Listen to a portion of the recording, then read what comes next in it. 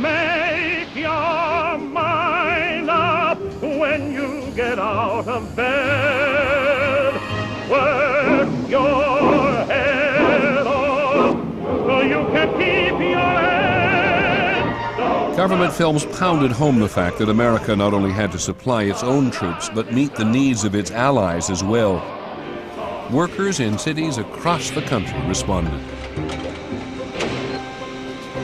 During the war at night, the mills would be going full blast, and the sky would pulse red with the blast furnaces going off.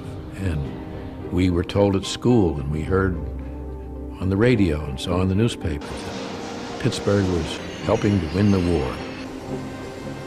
In Detroit, it took just 9 months to convert the entire capacity of the American automobile industry to war production. They dubbed Detroit as the arsenal of democracy. The plants operated 24 hours a day, around the clock. You had bombers coming off the line every 5 minutes.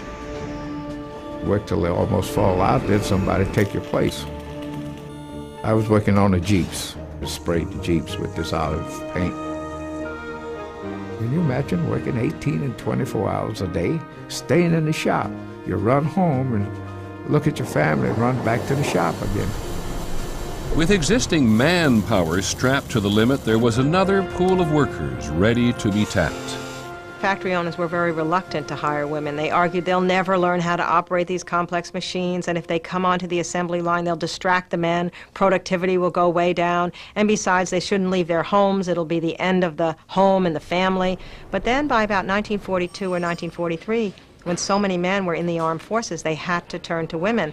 So suddenly the whole attitude toward women coming to work changed.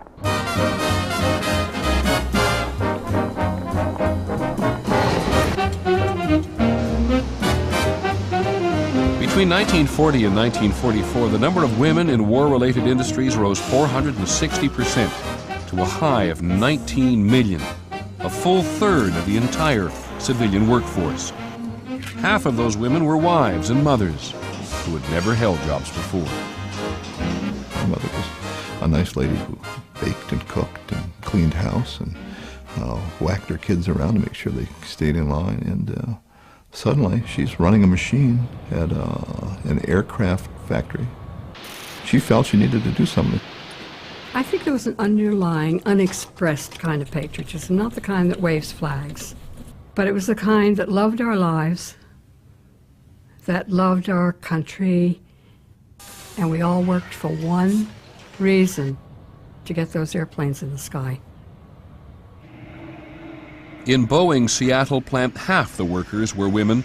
In just 4 years, they turned out over 12,000 B-17 bombers. They call it the Flying Fortress. Most awesome plane. Oh, what a feeling of accomplishment. Even if you only did the riveting on part of it, they couldn't have done it without you. I became an ABS welder, top of the line. I wore a leather suit. I had a helmet with glasses through it. I pulled this down. I could see through the glass in the helmet. I had a acetylene torch to join pieces of steel together. I was determined that I was going to build ships to show Japan that we would hit back.